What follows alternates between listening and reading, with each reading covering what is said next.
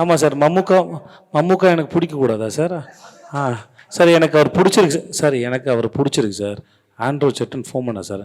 என் director நான் இந்து இங்கே தான் இருக்காங்க, 19 பண்ணவங்க. அவங்கள ஸ்டேஜுக்கு கூப்பிட்டு அவங்க வரமாட்டேன்னு சொல்லிட்டாங்க.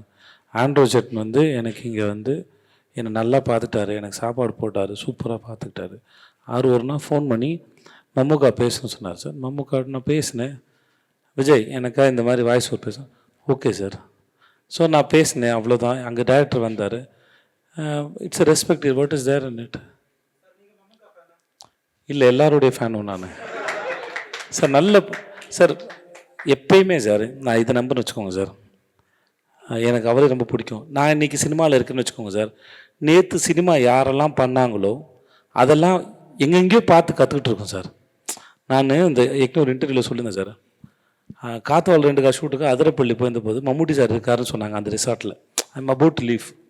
ஸோ நான் கேட்டேன், சாரை வந்து பார்க்கலாமா கேளுங்க, because I want take one photography. என்னென்னா அது 1 வீக் முன்னாடி தான் மம்முட்டி சார் பண்ண மறுமலர்ச்சின்னு தமிழில் ஒரு படம் பண்ணாங்க. அந்த படத்தை நான் ஏன்னா அந்த படத்தோட ஸ்கிரிப்ட் எனக்கு ரொம்ப பிடிக்கும். 2 பேருமே ஹீரோ தான் அந்த படத்தில். ரஞ்சித் சாரும் சரி, மம்முட்டி சாரும் சரி, 2 பேருமே ஹீரோ தான். அதை சும்மா வந்து என் குழந்தைகள் போட்டு காமிச்சு இந்த படத்தோட ஸ்கிரிப்டை பாருங்கள் அப்படின்னு சொல்லிவிட்டு நான் பார்க்க சொல்லுங்கள். ஸோ அதுக்கப்புறம் 1 வீக்லேயே நான் அவரை பார்த்தேன். நான் அது எனக்கு பெரிய சர்ப்ரைஸ். ஃபோட்டோ எடுத்துக்கிட்டேன். அப்புறம் எனக்கு ஒரு நாள் கேட்டார், இந்த மாதிரி சொன்னான்.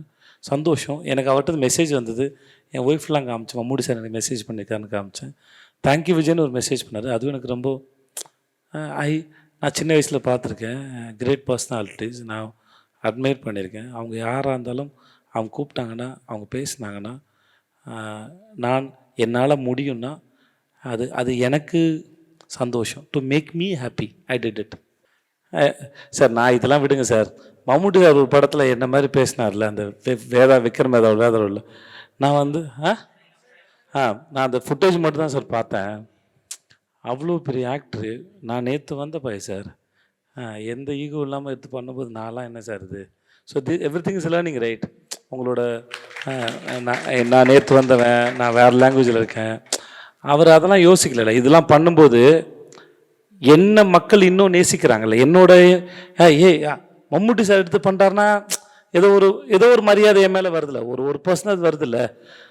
அதெல்லாம் யோசிக்காமல் ஒருத்தர் பண்ணுறாருல. So being in scene acting இதை கூட நான் லேர்ன் பண்ணுறேன்னு சொல்கிறேன். புரியுதா உங்களுக்கு? இதெல்லாம் ஒரு எக்ஸாம்பிள் தானே. அடுத்து யாராவது வராங்க அப்படின்னா நீங்கள் வளர்ந்தவங்க, எந்த ஈகோவும் பார்க்காம வெரி குட்னு சொல்கிற மாதிரி தான் அது மாதிரி ஒரு பிஹேவியர் அது. ஸோ அந்த மனுஷன் கேட்கும்போது நான் எப்படி எனக்கு மோகன்லால் சார் ரொம்ப பிடிக்கும். ஓகே, மும்பையில் வந்து நான் தங்கி இந்த ஹோட்டலில் அங்கே அவர் இருக்காருன்னு சொன்னாங்க.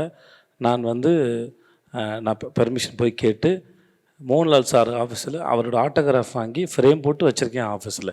என் ஆஃபீஸில் நான் ஃப்ரேம் போட்டு வச்சுருக்க ஒரே கையெழுத்து அவரோடு தான் வந்தேன்.